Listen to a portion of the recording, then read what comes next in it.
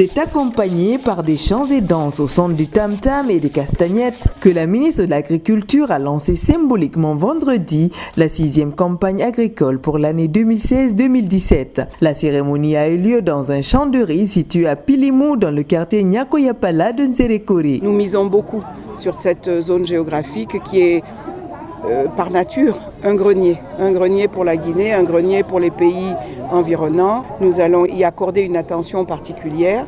Déjà, 650 tonnes d'engrais et 145 000 litres d'herbicide total ont été livrés depuis avril dernier à cette région de l'extrême sud où l'on cultive toute l'année. Ici, plus de 6 000 hectares sont aménagés sur les 451 625 hectares de bas-fonds et de plaines qui sont recensés, dans 70% ont besoin d'être réaménagés. À Nzerekore, plus d'1 million de personnes, dont 600 000 femmes, font l'agriculture. Le fait le sang de café, le sang de huile de palme, de faire le sang de bas-fond. Bon, si tu gagnes le riz, ton enfant doit manger très bien. Bon, moi aussi, je mange très bien.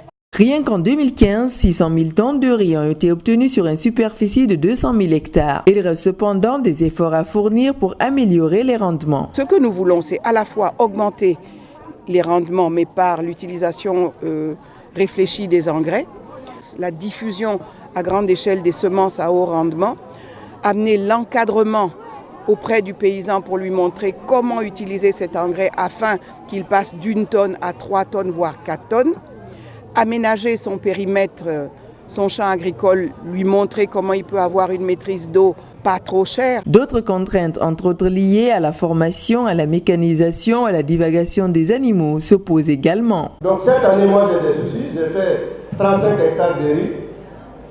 Dans notre région, nous n'avons même pas de batteuses. Nous n'avons pas les fossiles. Les semoirs, on n'a pas.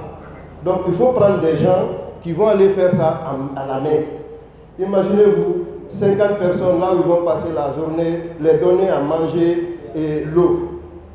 Et nous voulons vraiment aussi avoir des informations sur le marché.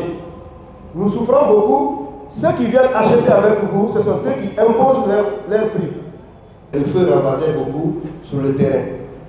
Et après, les bétails ne sont pas dans les enclos. Ça fait que nos reçus sont peu. Je voulais demander au gouvernement de nous aider vraiment à trouver des matériels et que nous donnons aussi des formations pour la mécanisation agricole. La ministre de l'Agriculture a instruit ses cadres des services techniques déconcentrés de se rapprocher davantage des producteurs afin de mieux les structurer en tenant compte de la chaîne des valeurs. C'était au cours d'une rencontre tenue entre producteurs et cadres du ministère de l'Agriculture.